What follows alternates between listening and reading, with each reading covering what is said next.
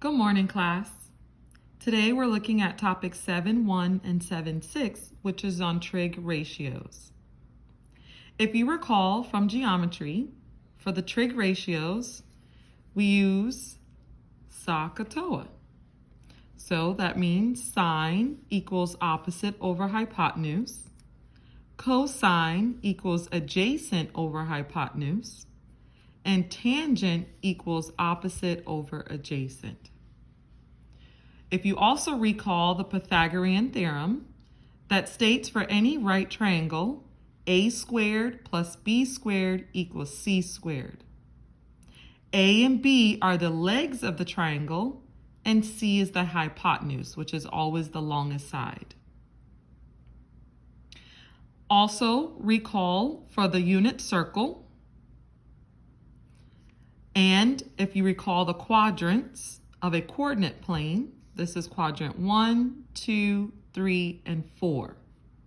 When you look at the quadrants, you can tell what values are positive and negative for the x and y. So in quadrant 1, both x and y are positive. In quadrant 2, the x values are negative and y is positive. In quadrant 3, x and y are negative. And in quadrant 4, x is positive and y is negative. And that's going to be important to know when we draw our triangles on the unit circle.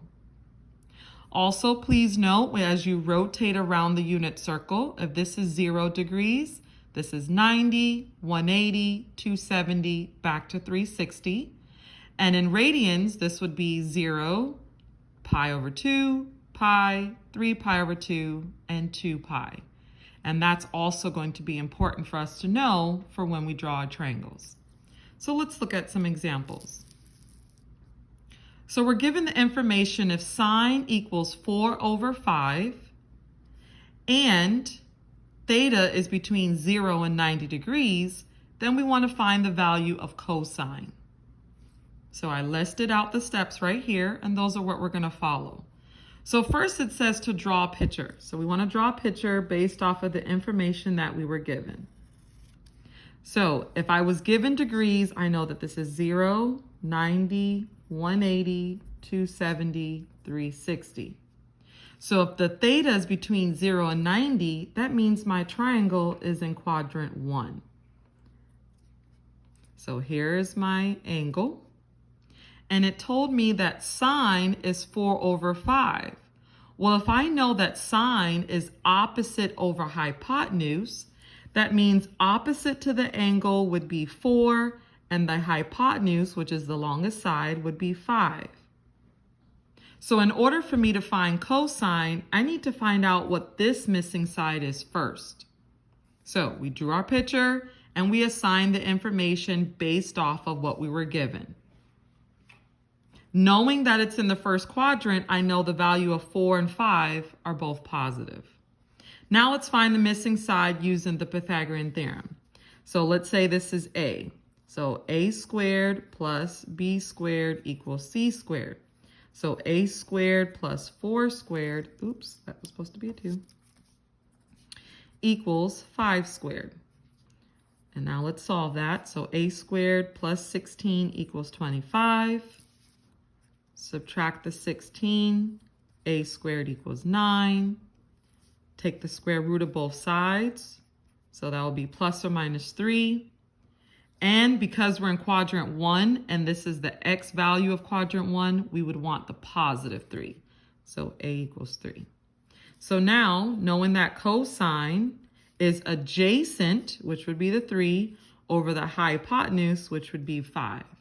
So the answer is cosine is 3 over 5. Let's look at another example.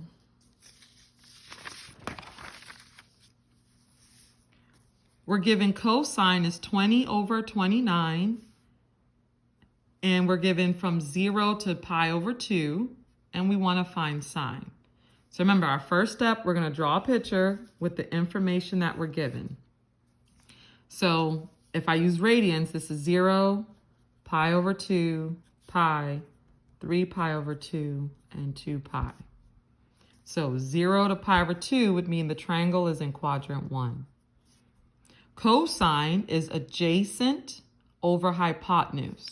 So the adjacent is 20, the hypotenuse is 29, and then now that's the missing side that we're going to find.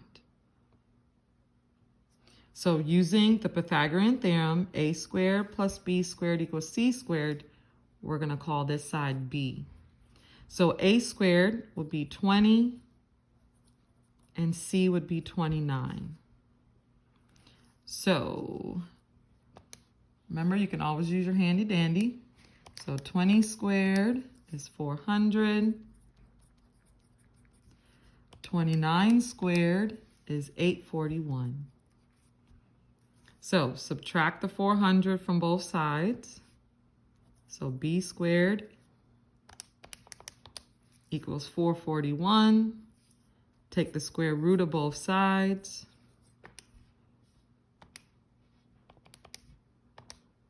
And we get plus or minus 21. Since I'm in the first quadrant, the y value would be positive. So b equals positive 21. Because remember, the only distance is c. A and b are the legs, which corresponds to the x and y. So those are not distances, so they can be negative. All right, so now finding sine. Sine would be opposite, which is 21, over hypotenuse, which is 29. So the answer would be 21 over 29. Example number 3. Tangent equals negative 3 over 4 between pi over 2 and pi, and we're going to find cosine. So first, let's draw a picture. So I'm using radians. So this would be 0, pi over 2, pi, 3 pi over 2, and 2 pi. So pi over 2 to pi would mean that I would be in quadrant 2.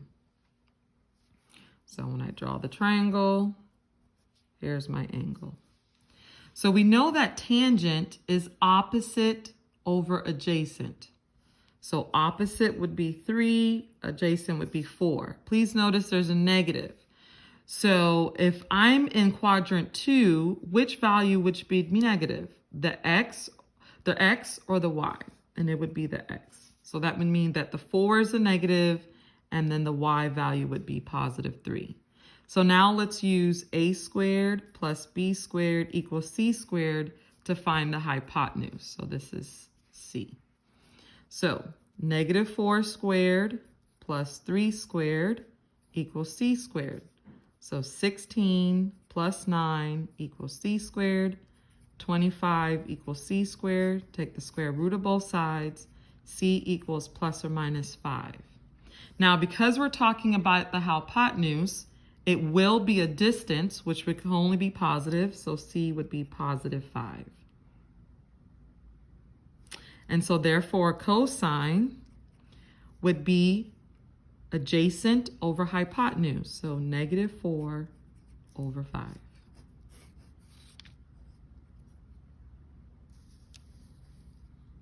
Okay. So once again, adjacent over hypotenuse for the cosine. So let's just do a quick recap. In order to do these questions, you have to remember the trig ratios. Sine is opposite over hypotenuse, cosine is adjacent over hypotenuse, and tangent is opposite over adjacent.